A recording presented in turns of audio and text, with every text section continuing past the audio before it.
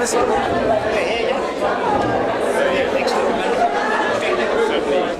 here.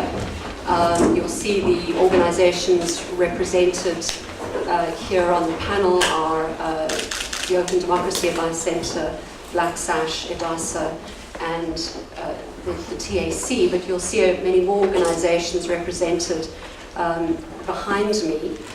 These organizations represent just a few of those who have signed up to the statement which we have prepared.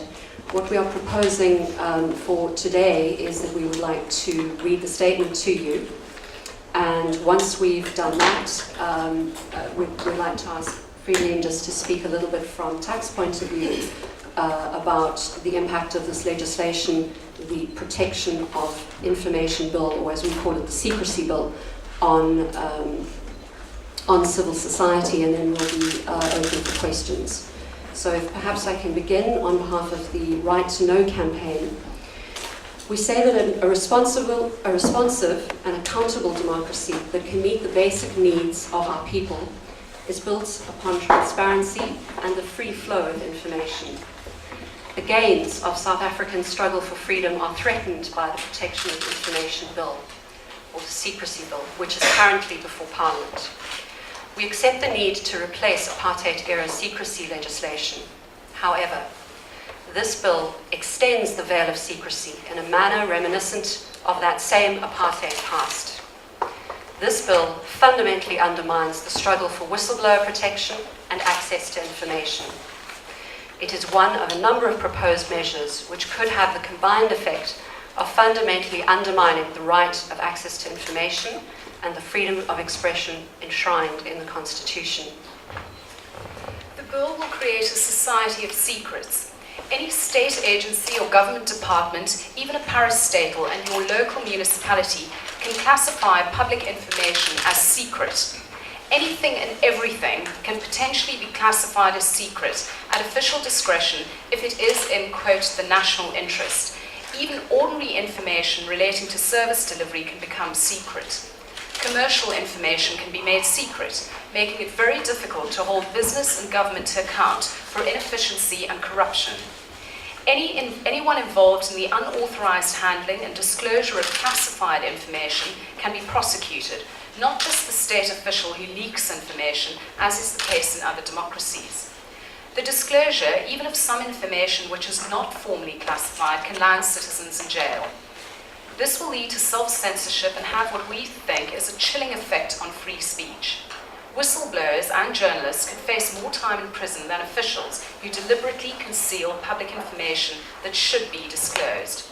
A complete veil is drawn over the workings of the intelligence services. It will prevent the public scrutiny of our spies should they abuse their power or breach human rights. In terms of this bill, officials do not need to provide reasons for making information secret. There is no independent oversight mechanism to prevent information in the public interest from being made secret.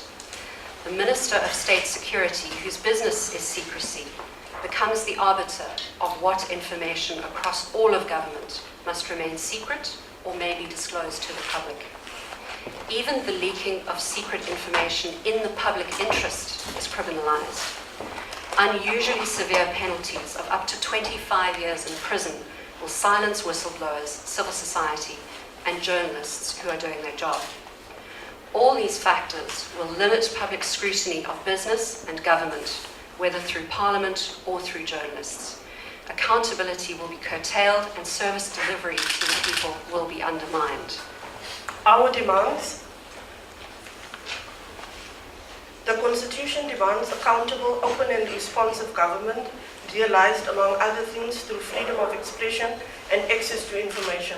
Our elected representatives are bound by these constitutional values, and any legislation they pass must comply. We demand that the Protection of Information Bill, the Secrecy Bill, must reflect the following.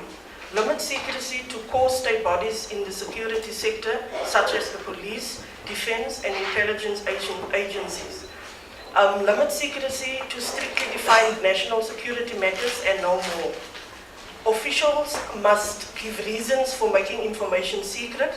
exclude commercial information from this bill, do not exempt the intelligence agencies from public scrutiny, do not apply penalties for unauthorized disclosure to society at large, only those responsible for keeping secrets. An independent body appointed by Parliament and not the Minister of Intelligence should be the arbiter of decisions about what may be made secret. Do not criminalize the legitimate disclosure of secrets in the public interest. The success of the treatment action campaign has always been the use of using our constitution to fight for issues around social justice. Like for instance, when we were fighting the PMTCT case, we used the constitution for right to health.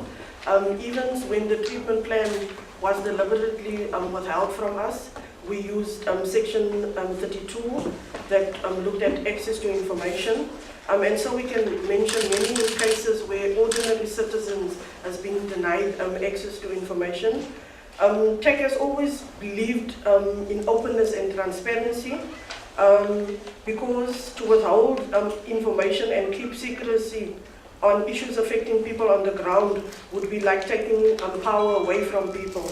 Who will be held accountable? In whose best interest will they say decisions are being made?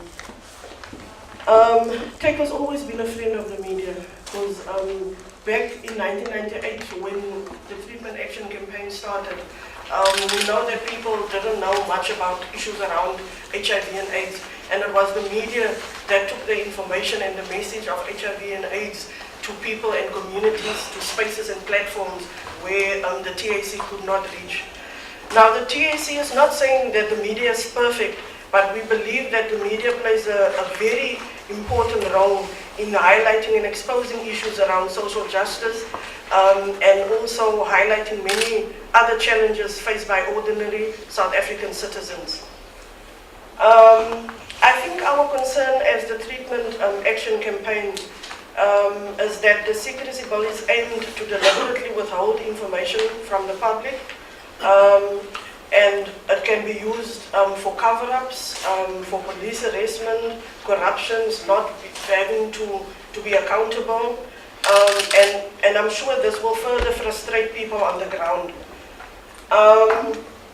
TEC supports this campaign, and we call on our government not to undermine the Constitution. We need a government that's honest, open and accountable, and we believe that the people of South Africa have the right to know. All power to the